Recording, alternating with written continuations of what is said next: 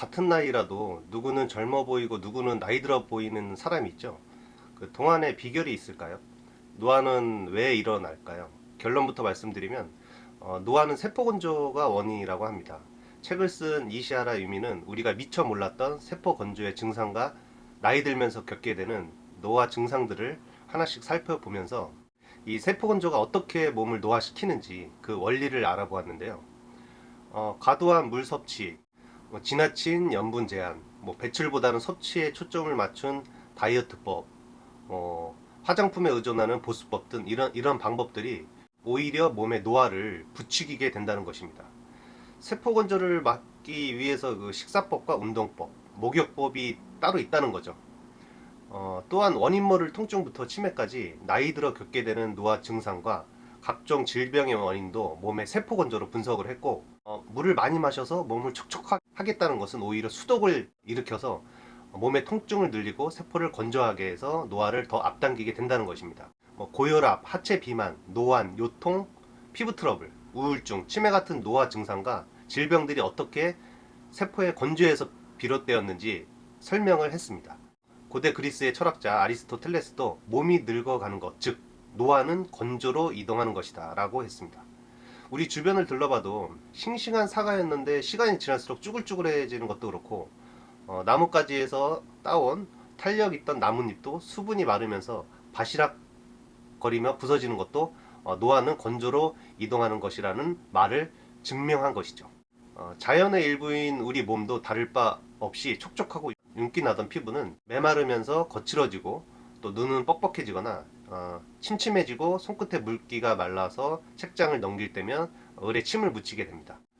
비만 오면 허리나 무릎이 아프고 유독 배와 턱에 군살이 붙고, 나이가 들수록 기억력도 점점 떨어지죠.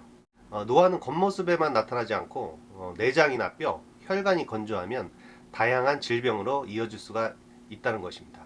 고혈압, 당뇨병, 고지혈증 등 혈관의 내피세포나 췌장의 베타세포 같은 우리 몸의 세포가 비정상적으로 건조해진 결과 그 기능이 떨어져서 나타나는 질환들이라고 합니다. 특히 여성은 몸속이 건조하면 자궁과 난소의 기능이 떨어져서 부종이나 심한 체중 증가, 생리와 관련된 부인과 질환, 갱년기 장애 등을 겪게 되면 원인이 불명확하다고 알려진 치매 역시 뇌세포가 심하게 건조해져서 쪼그라들면서 나타나는 현상이라고 합니다. 따라서 그 20살이어도 세포가 건조하면 위의 증상들을 겪게 되고, 나이 50이 넘어도 세포의 수분이 충분하면 젊고 아름다운 몸을 유지할 수 있다는 것입니다. 그러면 우리 몸의 세포는 어떤 원리로 건조해지는 걸까요? 책 노화는 세포가 건조가 원인이다의 저자 이시하라 유미 박사는 그 원리를 이해하려면 몸속의 수분과 그 역할부터 알아야 한다고 말합니다. 우리 몸속의 수분은 크게 세포 내액과 세포 외액으로 나눠지는데, 세포 내액은 말 그대로 세포 속 수분이고, 세포 외액은 위나 장관, 부비동, 코 주위의 얼굴, 뼛속에 있는 빈 공간이죠. 폐포, 세포와 세포 사이, 혈관 속, 눈의 수정체 등의 다량의 수분이 있는데, 이 중에서 우리의 몸을 젊고 생기 있게 하는 수분은 세포 내액이라고 합니다. 세포 외액은 오히려 해가 되면 되었지 젊음과 건강을 지키는 일은 하지 못한다고 설명을 합니다. 수분은 세포 속으로 들어가야 비로소 수분 본래의 역할을 하는데, 몸에 들어온 수분을 세포가 제대로 흡수하지 못하면 그 수분이 몸속 여기저기를 떠돌다가 주머니 모양의 기관이나 움푹 들어간 부위, 세포와 세포 사이에 고여 수독을 일으키게 된다는 것이죠. 쉽게 말하면 몸속에 더러운 물이 고인 웅덩이가 여럿이 생긴다는 것입니다. 이런 상태에서는 아무리 물을 마셔도 그 웅덩이로 빼앗기기 때문에 충분한 양의 수분이 세포로 전달되지 못하고 필요한 수분을 공급받지 못해서 건조해진 세포는 마침내 생명의 위기를 느끼고 우리 몸에 물을 달라는 신호를 보내다가 더욱 메말라서 결국은 노화와 질병을 부르게 된다는 것입니다. 세포가 건조할 때 나타나는 증상들이 한 5가지가 있는데, 여러분들도 여기에 해당이 되는지 한번 체크해 보시기 바랍니다. 첫 번째, 자주 심한 갈증을 느낀다. 두 번째, 비만 오면 몸 상태가 좋지 않다. 세 번째, 식은땀을 많이 흘린다. 네 번째, 술을 마시지 않는데도 감마 GTP 수치가 높다. 다섯 번째, 유독 하체에 살이 찐다.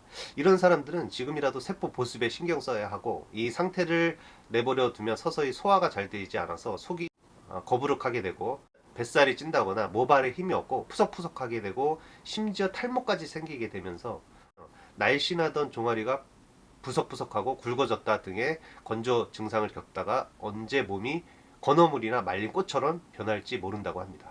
아, 생각만 해도 참 무섭지 않나요? 그렇다면 몸에 들어온 수분을 세포가 제대로 흡수하지 못하는 이유가 뭘까요? 이시하라 유미 박사는 세포의 수분 흡수력이 떨어진 이유와 개선하는 방법은 다음에 두 가지로 요약을 합니다. 첫 번째는 낮은 체열을 근력 강화와 염분 섭취로 체열을 높여야 한다는 것입니다. 젊음과 건강을 지키려면 세포 속 수분과 함께 체열 36.5도 이상의 체온이 반드시 필요하다는 것이죠. 근데 우리의 현실은 오히려 체열을 낮추는 생활 방식에 익숙해져 있습니다. 체열을 높이려면 근육 운동이나 활동을 하고 몸을 따뜻하게 만드는 음식을 먹어야 하고 적당량의 염분 섭취를 해야 한다는 것입니다. 그런데 교통수단이 발달하고 편리한 가전제품이 많이 쏟아져 나오다 보니까 일상생활에서 근력 운동할 기회는 점점 줄어들고 몸을 차게 만드는 음식을 선호하면서 정제염과 자연 소금 구분하지 않은 채 무조건 염분을 제한하는 식생활을 하고 있죠. 또한 한여름이 되면 몸이 서늘하게 느껴질 정도로 냉방이 강한 실내에서 생활하고 목욕은 간단히 샤워로 마치는 등 체온을 높일 기회가 줄어서 36.5도 이상이던 평균 체온이 지금은 대부분 35도씨대라고 합니다. 강조해서 다시 말하면 우리 몸속의 세포, 조직, 장기 등은 크게 수분과 체열에 의해 기능을 한다는 것이죠. 따라서 체온이 낮거나 특정 세포, 조직, 장기 주변이 차가우면 세포가 혈액의 수분을 흡수하는 힘이 떨어지고 이런 상태에서는 섭취한 수분이 위장으로 순조롭게 들어가서 혈액과 함께 온몸의 세포로 운반되더라도 세포 속으로 충분히 흡수되지 못하고 피하에 세포와 세포 사이에 고이게 되어서 몸의 부종을 일으키게 된다는 것입니다. 두 번째는 현저히 낮은 수분 배출력의 몸을 신장의 기능을 높여서 몸속 수분 배출을 원활히 해야 한다고 말합니다. 체열을 높이는 것 외에 노화를 막고 젊음을 지키는 데 중요한 요소가 또 있는데 혈관 속 수분이 세포 속으로 충분히 흡수하게 하는 것입니다. 그러려면 먼저 세포와 몸에 있는 수분을 몸 밖으로 내보내서 비우고 들어오게 하는 것이 자연 순리 법칙이라고 하는 거죠. 쉽게 말하면 잘 먹고 잘 싸고 다시 잘 채우라는 것입니다. 예. 우리가 아는 상식으로는 세포를 촉촉하게 하려면 물, 음료수 같은 수분을 많이 먹으면 되지 않냐라고 말하는데 의사들도 다이어트법으로 물을 많이 섭취하라고 권하기도 하죠. 하지만 배출이 원활하지 않은 상태에서 과도하게 마시는 물은 오히려 수독을 일으키게 되고 결국 세포를 건조하게 만드는 원인이 된다는 것입니다. 그렇다면 어떻게 해야 몸속이나 세포 속의 수분을 효과적으로 배출할 수 있을까요? 정답은 우리 몸의 신장에 있습니다. 신장은 수분과 노폐물을 몸 밖으로 내보내는데 중요한 역할을 하기 때문에 신장의 기능을 높이면 결국 세포 속으로 신선한 수분이 충분히 들어올 수가 있게 된다는 것이죠. 다시 정리하자면 체열을 높이고 신장의 기능을 강화해서 몸속의 수분 배출을 잘 되게 해서 세포의 수분 흡수력을 높여야 한다는 것인데 그렇다면 올바른 식사법과 운동을 어떻게 해야 한다는 걸까요? 평소 식사법은 항노화 식사법으로 배설 능력을 높이기 위해서 아침과 점심은 가볍게 먹고 저녁은 먹고 싶은 것을 오히려 양껏 섭취하라고 합니다. 네, 다이어트 하는 사람들은 저녁을 안 먹어서 좀 이해가 안 갈 수 있지만 저는 확실히 이 부분은 공감을 합니다. 제가 가끔 저녁에 막걸리와 고기를 양껏 먹고 나면 이 막걸리 때문인지 몰라도 확실히 아침에 일어나면 바로 효과를 보더라고요. 네네. 그리고 온몸의 건조를 막기 위해서 이제 음료수, 당근 주스, 네, 사과 주스, 생강차, 홍차, 생강탕, 매실차, 허브티가 좋다고 합니다. 사람마다 체질이 다르기 때문에 체질을 알고 몸을 따뜻하게 하는 식품을 골라 먹어야 하는데 따뜻한 색을 띠는 식품으로는 이제 율무, 인삼, 홍삼, 부추, 단호박, 찹쌀, 대추, 닭고기, 파, 밤, 계피, 쑥, 꿀 등이 도움이 되고 땅속으로 뿌리를 내리는 식품, 염분이 적당히 있는 식품, 마르고 딱딱한 식품, 몸을 따뜻하게 하는 술, 네. 미끈거리고 끈적이는 식품 등을 섭취하라고 합니다. 저는 찹쌀 빼고는 전부 다 제가 좋아하는 음식이네요. 네네. 평상시 운동은 몸에 부담 주지 않을 정도로 산책이나 워킹으로 체온을 올리고 스쿼트와 플랭크 운동으로 혈액순환을 촉진하고 근력을 키워야 하고, 신장의 기능을 강화하기 위해서는 욕조 목욕 있죠. 욕조 목욕이나 족욕이 좋고, 머리는 차게 하고 배와 허리, 발은 따뜻하게 하는 복장이 좋다고 합니다.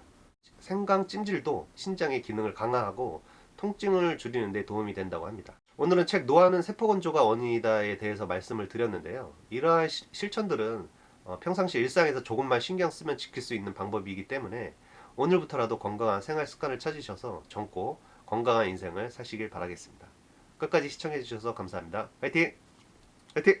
용년 화이팅!